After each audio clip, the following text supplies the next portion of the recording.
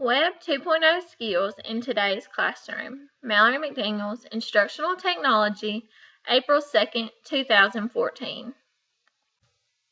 Social networking is great for everyone not only in education, but throughout the world.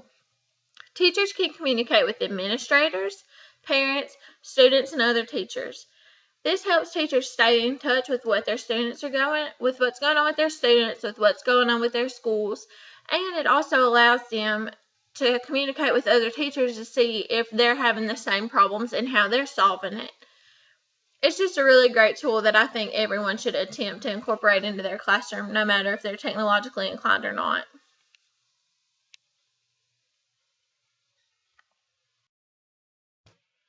Types of appropriate social networking. I personally think that Edline is an appropriate type of network. It's kind of like Blackboard. It allows students to make a profile through their school, and it shows their grades, upcoming assignments, school news, such as days if they're out of school, upcoming events, sporting events, what they're having for lunch. And there's also where parents can get an account with their own password, so if their students aren't bringing home their report card, or if they're scared about their child's grades, or they just want to talk to the teachers, they have their own terms to view those things. I think that Twitter or social networking apps like that would be great for the classroom if they're used in moderation and with rules. Teachers can set up a classroom Twitter account, since most children today are using Twitter, and it will allow them to communicate with their students, to send out homework reminders, or to send out test reminders, or to just remind them of what's going on. Or it would be great if, teachers could send out, oh, hey, today we won't be having school due to snow or inclement weather, and etc. Another great tool that I found for social networking would be classroom websites.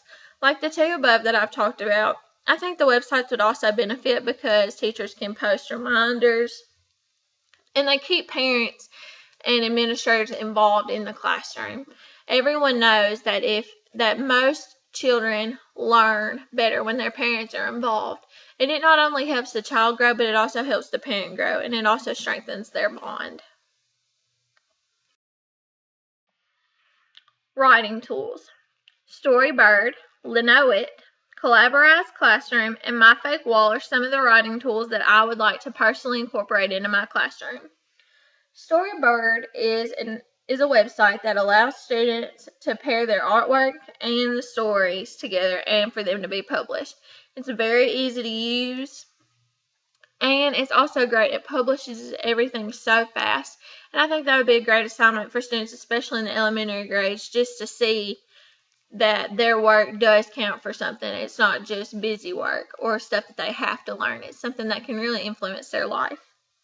Linoit is also another website that I found, and I personally think that it would be great in especially the upper grades as in high school. And it's a post-it note canvas where teachers can go in and create a forum, and students can log on and post their ideas and their feelings and just discuss and add pictures and descriptions to everything, all the topics that are being listed, and it shows it as like post-it notes just all over the canvas. I thought it was a very great layout, and it's also very good for visualized learners. Collaborate Classroom is also another online discussion tool that's perfect for pre-writing. Teachers can again create a forum, and here students can sign in and post their responses. It also makes it great because it facilitates discussion. And you can also include peer editing in this, which would be also a great skill for students to learn. The last writing tool that I found very exciting was the MyFakeWall. MyFakeWall is an app where you can create a profile for a person in history or literature. It has the same layout as Facebook, but it is not a Facebook page. And the students have to find their research and to think deeply about who these people were. It would be so great for inferring, and you could even use this in elementary grades when you're talking about the Three Little Pigs or the Big Bad Wolf, or you can use it in high school when you're talking about Leonardo da Vinci. Visual tools. Vlogster, Kazoa, Museum Box, and Mixbook are some of the visual tools that I found that I thought I could incorporate into my classroom. Vlogster is an online poster maker where students can include audio, pictures, videos, basically anything that they would like. It's all searchable from there, and there's a premium version where the schools can pay for it, and they have more access to different forms. Kazoa is a photo or a video collage, and it has different filters, so children could use this to enhance their presentations and just to have fun with in computer class.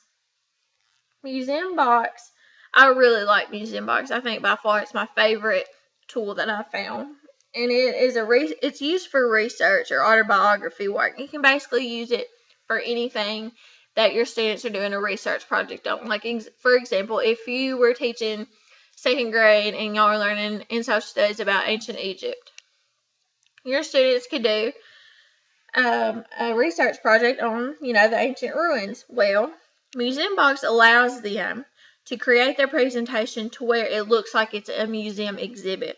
You can pair it with audio, pictures, videos, everything. It's such a great site. I recommend everybody checking it out. And the last thing that I found is Mixbook.